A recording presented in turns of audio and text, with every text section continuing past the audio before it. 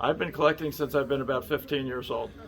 Some items here absolutely go back that far. Some of these items I haven't seen for 40 or 50 years, Joe. I put them in storage, and you know, I thought I knew where everything was, and I thought every time I turn around there's another treasure pops up. When I was a kid, I just always was fascinated with automobiles. We lived behind a gas station, and I would go back and look at the cars that were out back, as they said, which were cars that didn't run.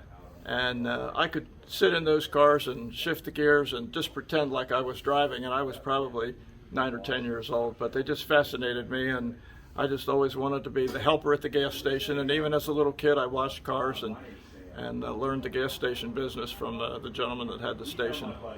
The gas station's still there. It's a convenience store today, but it's the Sunoco station at 4100 on Front Street, Harrisburg.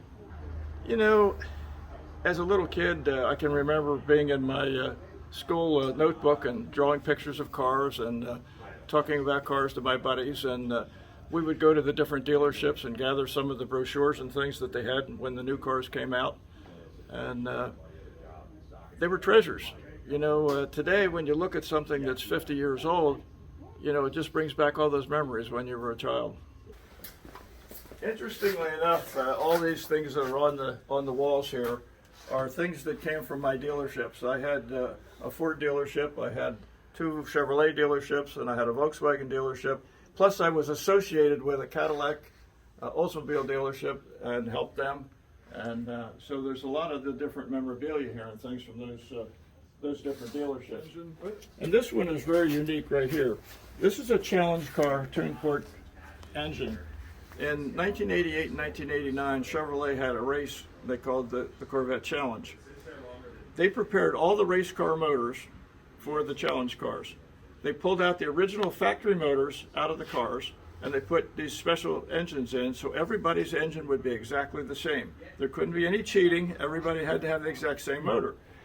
So when the racing was done, they put the original motors back in the cars and took the racing motors out. Well, this gentleman wanted to keep his original motor and also the racing motor. And so this is a brand new 1989 twin port Corvette engine. That's a brand new, basically 1958 Cadillac. And that's a local car. That car came from Enola. So that's a local car.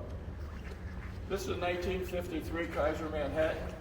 This was top of the line for the Kaiser Fraser Corporation in 1953. I purchased this car from the original owner. Has 21,000 original miles on it. Beautiful, beautiful design for the era. This is a 1955 Lincoln convertible.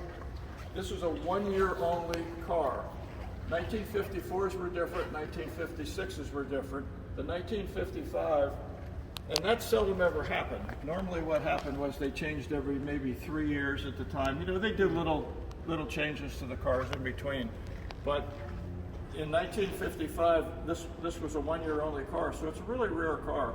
Once again, very low mileage, 40,000 original miles. You know, I should have retired many years ago, but I love what I do. We do the car shows, you know, 10 times a year here in Pennsylvania and 2 times in Florida. And I just enjoy the events, and that's why I'm still working.